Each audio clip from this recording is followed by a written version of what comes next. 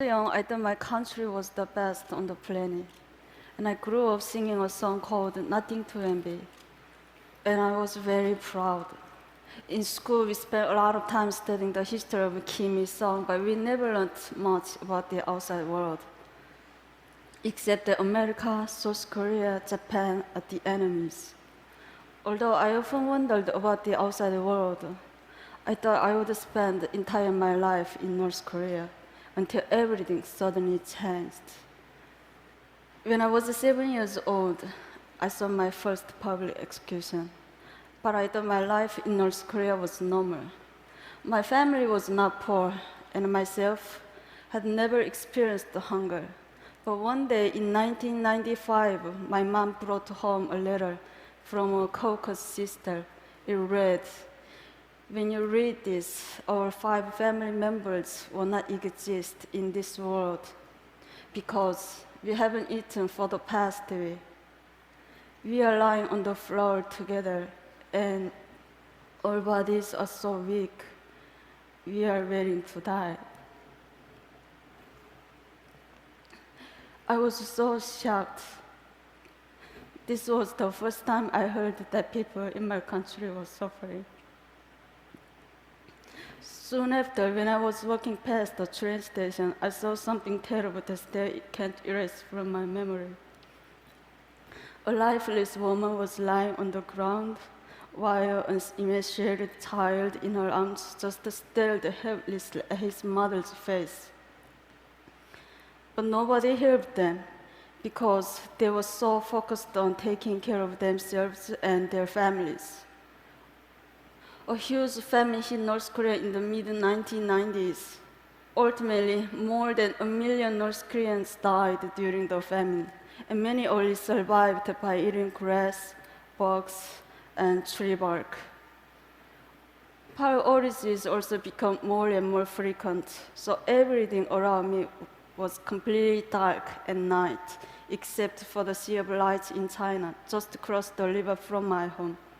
I always wondered why they had lights, but we didn't.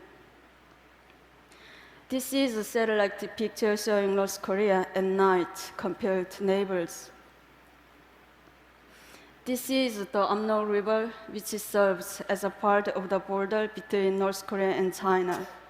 As you can see, the river can be very narrow at certain points, allowing North Koreans to secretly cross.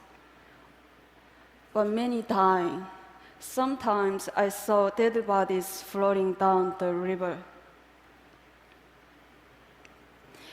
I can't reveal many details how I left North Korea, but I only can say that during darker years of the famine, I was sent to China to live with distant relatives. But I only thought that I would be separated from my family for a short time. I could have never imagined that it would take 14 years to live together. In China, it was hard living as a young girl without my family. I had no ideas what life was going to be like as North Korean refugees. But I soon learned it's not only extremely difficult, it's also very dangerous. Since North Korean refugees are considered in China as illegal migrants, so I was living in a constant fear that my identity could be rebuilt and I'd be repatriated to a horrible fate back in North Korea. One day, my worst nightmare came true when I was caught by the Chinese police and brought to the police station for interrogation. Someone had accused me of being North Korean, so they tested my Chinese language abilities and asked me tons of questions. I was so scared. I thought my heart was going to explode. If anything seemed unnatural, I could be imprisoned and repatriated. I thought my life was over. But I managed to control all the emotions inside me and answer the questions. After they finished questioning me, one officer said to another, "This was a false report. She's not North Korean." And they let me go. It was a miracle. Some North Koreans in China seek asylum in foreign embassies, but many can be caught by the Chinese police and repatriated. This group was so lucky. Even though they were caught, they were eventually released after heavy international pressure. These North Koreans were not so lucky. Every year, countless North Koreans are caught in China and repatriated to North Korea, where they can be tortured, imprisoned, or publicly executed. Even though I was really fortunate to get out, but many other North Koreans have not been so lucky. It's tragic that North Koreans have to hide their identities and struggle so hard just to survive. Even after learning a new language and getting a job, their whole world can be turned upside down in an instant. That's why after 10 years of hiding my identity, I decided to risk going to South Korea. And I started a new life yet again. Settling down in South Korea was a lot more challenging than I had expected.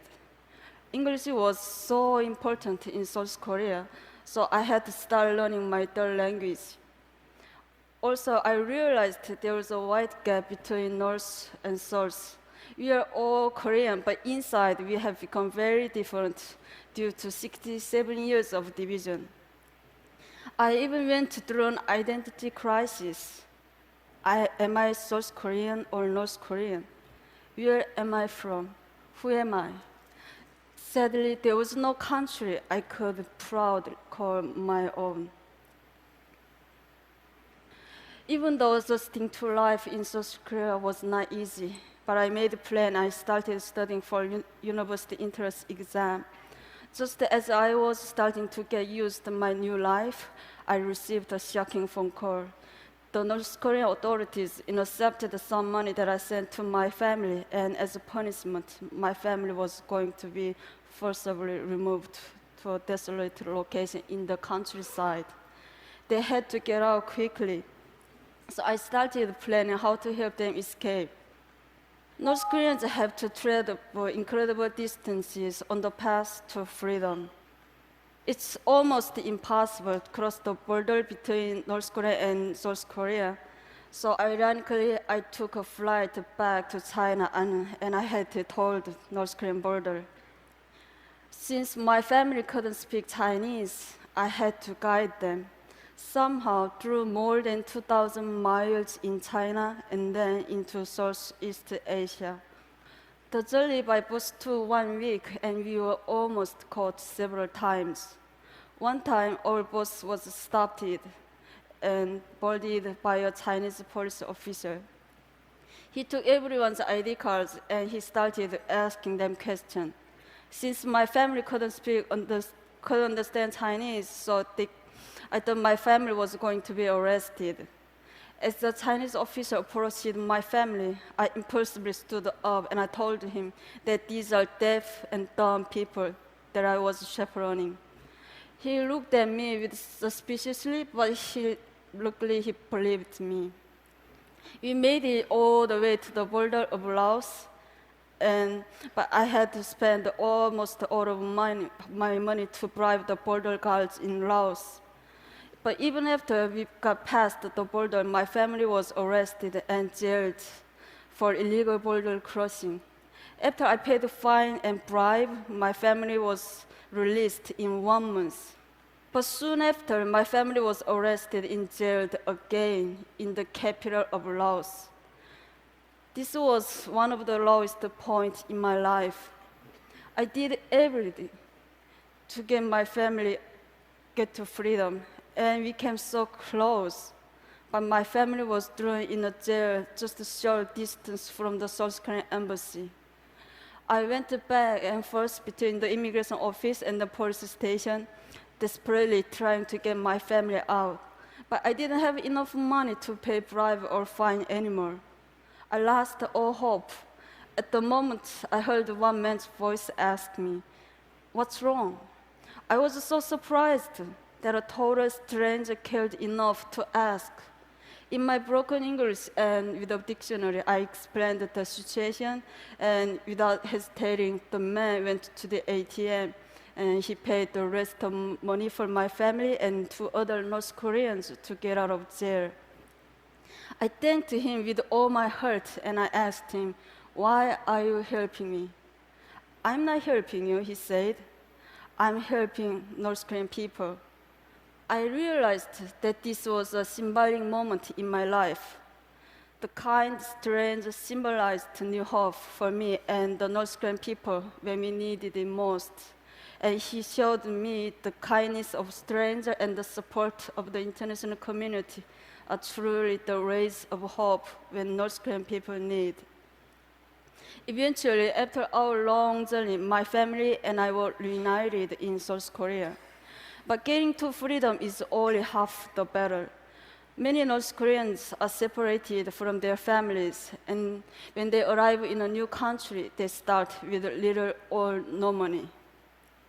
So we can benefit from international community for education, English language training, job training, and more.